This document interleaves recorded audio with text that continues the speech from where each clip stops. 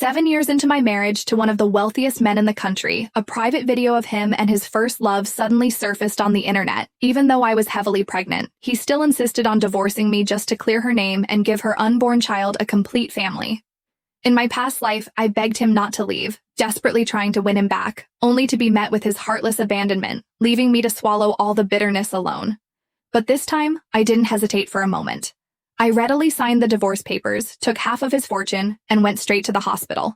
He thought I was still as devoted to him as before, that I would use the child as leverage to cling on, so he even resorted to extreme measures to ensure his first love's child received all his fatherly love. But when he finally learned the truth, he completely collapsed. Reborn, meeting Adrian's gaze again, listening to his cold, threatening words, my heart remained calm.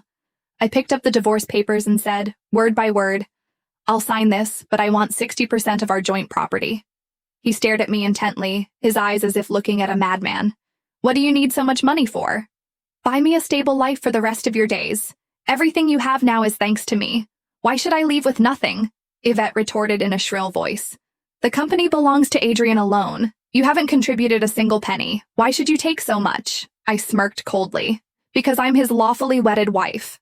Adrian was clearly impatient, and eager to appease Yvette beside him, he finally relented. Fine, 60% it is. But once you sign, there's no going back. He probably thought I'd beg him in tears like in my previous life. But to his surprise, I signed without batting an eye, and his face instantly darkened. On the way to City Hall, he had a black face the entire time. I couldn't care less about him. I was about to cut ties with him completely and live the new life I should have had long ago. A life of unbridled luxury. A single aristocrat's life where I could squander money. Honestly, I was incredibly excited, waiting for the departure. After the marriage, the first thing I did was terminate the pregnancy. I didn't want anything to do with Adrian anymore. Once I recovered, I'd fly to Calcin and find a tall, handsome, romantic young man. Someone who could heal all my heartbreak and let me enjoy life to the fullest. As soon as we stepped into the city hall, I eagerly signed the papers. Adrian, however, hesitated.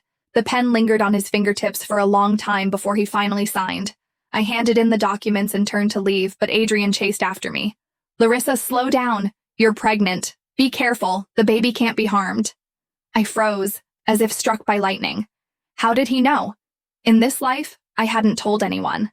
Could it be that he was reborn too? Before I could think further, Yvette snorted coldly behind him. She's pregnant? When did she get pregnant? I stared intently at Adrian. His expression was clearly flustered. He suddenly grabbed my wrist. I just found out myself.